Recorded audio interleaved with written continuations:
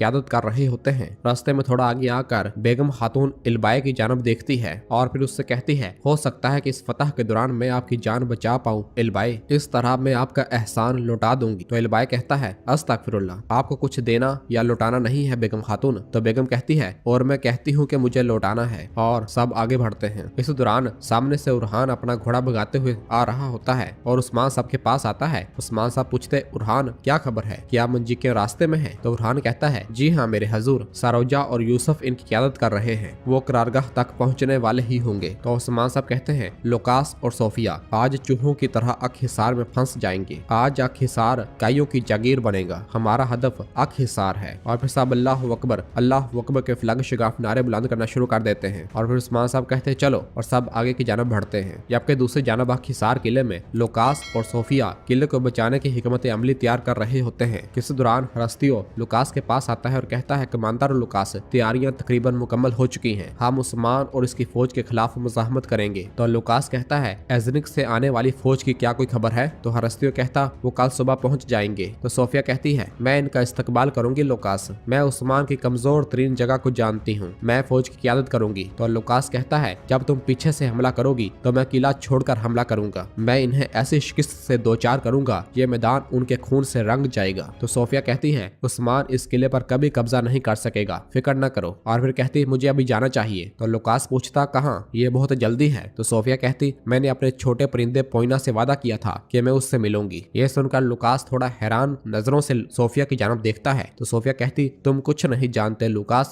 हम उस्मान को बगैर लड़े भी शिकस्त दे सकते हैं। और ये कहकर वहां से रवाना हो जाती है।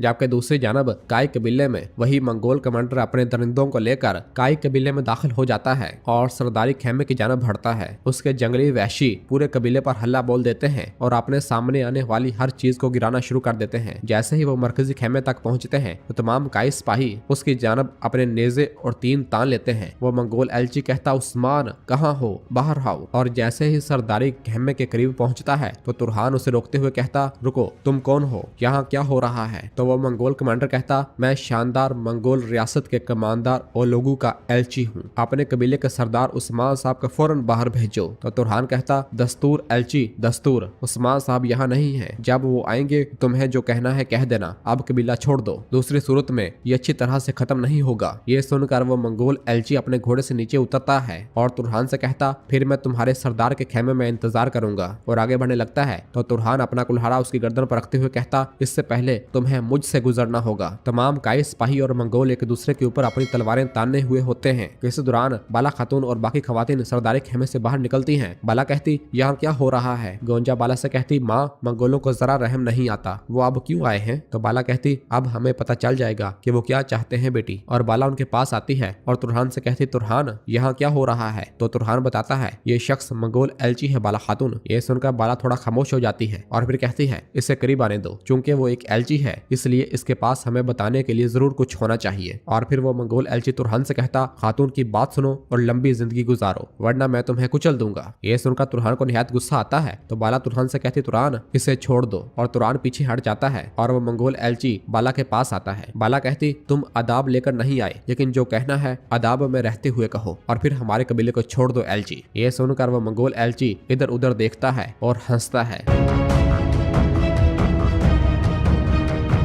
जबकि दूसरी जानब हम देखते हैं कि हिसार किले के बाहर उस्मान साहब की फौज पहुंच चुकी होती है और किले पर हमला करने के लिए बिल्कुल तैयार खड़ी होती है। उस्मान साहब भी उनकी क़यादत कर रहे होते हैं और अपने घोड़े पर सवार होकर उन सब से मुखातब होकर कहते हैं, मेरे सरदारान, मेरे सिपाहियों, मेरे शेरों, यो मुश्किलात से बाज नहीं आते जो बगैर किसी हिचकिचाहट के जंग और शहादत में दौड़ पड़ते हैं। अब वक्त आ गया है, आज जंग का दिन है, ये रहा अक-हिसार। और फिर अपने सीने पर हाथ रखकर कहते हैं, और ये रहे हम, इस ईमान की जो हमारे दिलों में आग की तरह रोशन है, हम कसम खाते हैं। ये सुनते ही सब अपनी अपनी तलवारें निकाल लेते हैं और कहते हैं, हम कसम खाते हैं, हम कसम खाते हैं। उस्मान साहब कहते, इन तलवारों की जो तमाम काफरों को खौफजदा कर देती हैं, इनकी चमक जो बहुत से जहनों को रोशन कर देती है, हम कसम खाते हैं। तो सब कहते, हम कसम खाते हैं। और फिर उस्मान साहब कहते, आज हम यहाँ शहीद होंगे, लेकिन जब तक हम अक-हिसार को तुर्कों का वतन नहीं बना लेते, हम इस वक्त तक हरगिज नहीं रुकेंगे। और अल्लाह अकबर का नारा बुलंद करते हैं। तमाम सिपाही भी अल्लाह अकबर के नारे बुलंद करना शुरू हो जाते हैं। हैं, जबकि किले की दीवारों पर मौजूद लुकास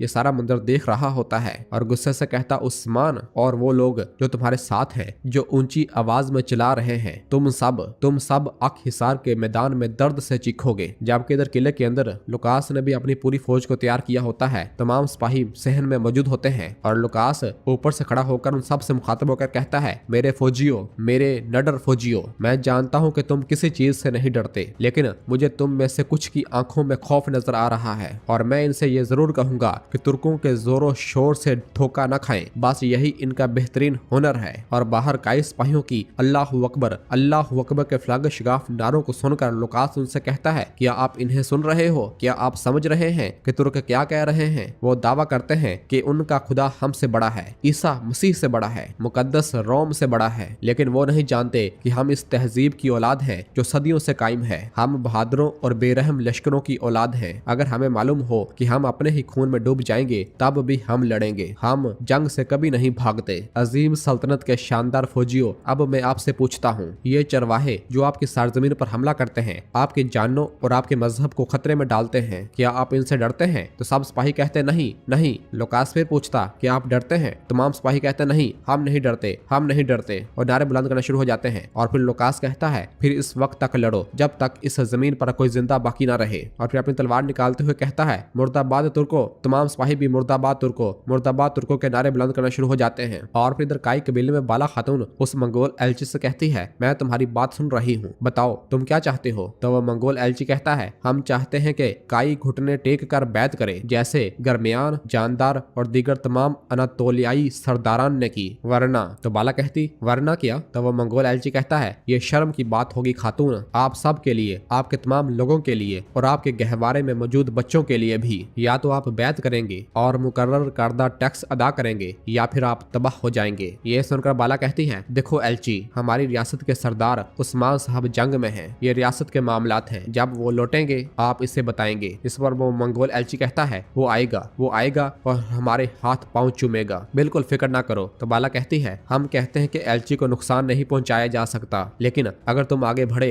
तो तुम्हारे साथ वाकई कुछ बुरा हो जाएगा। ये सुनकर वो एलची जैसे ही गुस्से से आगे बढ़ने लगता है तो तुरहान और तमाम काई सिपाही उस पर अपने नेज़े और तलवारें तान लेते हैं और कहते हैं, दस्तूर, वहीं रुक जाओ। और वो मंगोल एलची गुस्से से बाला की जानब देखता है और तुरहान उससे कहता, अपनी हद जानो। जबकि पोइना यानी मरियम भी वहीं खड़ी ये सारा मंजर देख रही होती है। और फिर वो मंगोल एलची कहता है, मुझे उम्मीद है कि तुम बैत करोगे, वरना मैं तुम्हारे खून में तैर जाऊंगा। और ये कहकर पीछे हटता है और कहता है, नौकरों, हम जाएंगे और उस्मान को ढूंढेंगे, चलो। और ये कहकर वापस रवाना हो जाता है, जबकि उसके मंगोल नौकर भी उसके पीछे वापस लौट जाते हैं और कबीला छोड़ देते हैं। और फिर होलफिरा बाला से कहती है, माँ, अब हम क्या करेंगे? वो पागल कुत्तों की तरह हमला करेंगे। तो बाला कहती है, हम कोई ना कोई रास्ता निकालेंगे मेरी बेटी, बेखौफ रहो, दुश्मन को अपने खौफ का एहसास न होने देना। और फिर बाला तुरान से कहती है, तुरान, यकीनी बनाओ कि वो चले गए हैं। तो तुरान कहता, जैसे आपका हुक्म बाला खातून, और आगे बढ़ते हैं।